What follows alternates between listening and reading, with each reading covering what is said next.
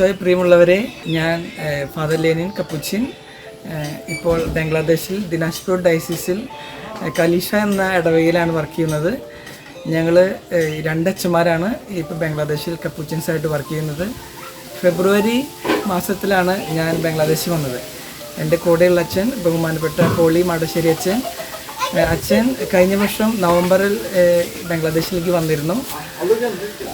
ഞങ്ങൾ രണ്ടുപേരും ഇവിടെ ഈ രൂപതയിലേക്ക് കടന്നു വരുവാനും ഞങ്ങളെ പ്രത്യേകം പിതാവ് ക്ഷണിച്ചിരിക്കുകയാണ്. അപ്പോൾ ഞങ്ങൾ ഒത്തിരി സന്തോഷത്തോടെ ഇവിടെ ആയിരിക്കുന്നു. ഞങ്ങൾക്ക് പിതാവ് ഒരു ഇടവക തന്നിട്ടുണ്ട്. ഇടവകയിൽ ഞങ്ങൾ വർക്ക് ചെയ്യുന്നത്. പ്രത്യേകമായിട്ട് ഈ വീഡിയോ ഇവിടെ അവതരിപ്പിക്കാനുള്ള കാരണം, നമുക്കെല്ലാവർക്കും അറിയാം ബംഗ്ലാദേശിലുള്ള പ്രശ്നങ്ങൾ, അത് നമ്മളെ എത്ര ബാധിക്കുന്നു. ഇവിടെ പല രാഷ്ട്രീയപരമായിട്ടുള്ള പല പ്രശ്നങ്ങൾ ഉണ്ടായിരുന്നു, പ്രത്യേകിച്ച് ധാക്കയിൽ. ഇവിടെ ഞങ്ങൾ ധാക്കയിൽ നിന്ന് കുറേ അകലെയാണ് ദിനാജ്പൂർ. ഇവിടെ കലീഷ ഒരു ഗ്രാമത്തിലുള്ള ഒരു ഇടവകയാണ്. അതുകൊണ്ട് നമുക്ക് അത്ര ഒരു ബുദ്ധിമുട്ട് നമുക്ക് അനുഭവപ്പെട്ടിട്ടില്ല. എങ്കിൽ കൂടിയും രാജ്യത്തെ മൊത്തം ഇത് ബാധിച്ചതുകൊണ്ട് മൈനോറിറ്റികളായ ചില സമൂഹങ്ങളൊക്കെയും അവർക്കെതിരെ പലതരത്തിലുള്ള ആക്രമണങ്ങൾ, അവരുടെ വസ്തുവകകൾ അപഹരിക്കൽ, അവരുടെ കുടുംബാംഗങ്ങളെ പലതരത്തിലുള്ള അപകടങ്ങൾ അവർക്കുണ്ടായിട്ടുണ്ട്.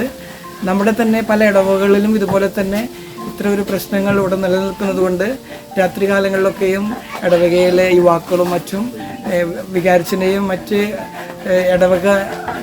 ഇടവകയെയും സംരക്ഷിക്കാനായിട്ട് രാത്രി മുഴുവൻ കാവൽ നിൽക്കുകയായിരുന്നു 2-3 ആഴ്ചകളിലൊക്കെയും. നമ്മുടെ ഇടവകയിൽ അങ്ങനെ തന്നെ ഇടവകയുടെ ബൗണ്ടറികളിലൊക്കെയും ആൾക്കാരങ്ങനെ നിന്നിരുന്നു.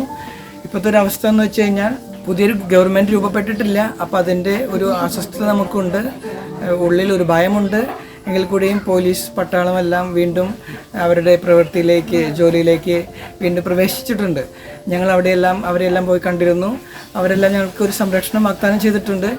എങ്കിൽ കൂടെയും നിങ്ങളുടെ പ്രത്യേക പ്രാർത്ഥന ഞങ്ങൾക്ക് വേണം. പലയിടത്തും നമ്മുടെ തന്നെ ക്രിസ്ത്യൻ സ്കൂളുകളിലൊക്കെ ഇതുപോലെ ചില പ്രശ്നങ്ങൾ ഈ ദിവസങ്ങളിലൊക്കെ നടക്കുന്നുണ്ട്.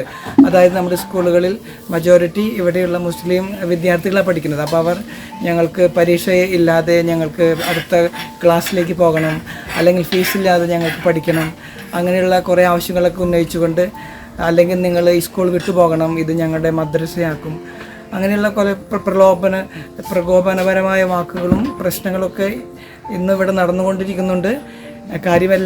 കാര്യങ്ങളെല്ലാം ശാന്തമായി എന്ന് പറയാൻ ആയിട്ടില്ല, പക്ഷേ പൊതുവെ ശാന്തമാണ്.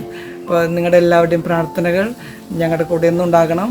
ഞങ്ങൾ ആരംഭിച്ചിരിക്കുന്ന ഈ മിഷൻ പ്രദേശത്തുള്ള ഈ ജീവിതം കൂടുതൽ ദൈവികമായി തീരുവാനും ഇവിടെയുള്ള ജനങ്ങൾക്കെല്ലാം ഈശോയെ പകർന്നു കൊടുക്കുവാനായിട്ട് ഞങ്ങളുടെ ജീവിതം ഇടയാക്കട്ടെ.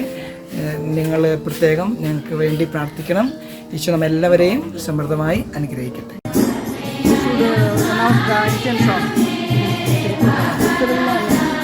I will call them straight now.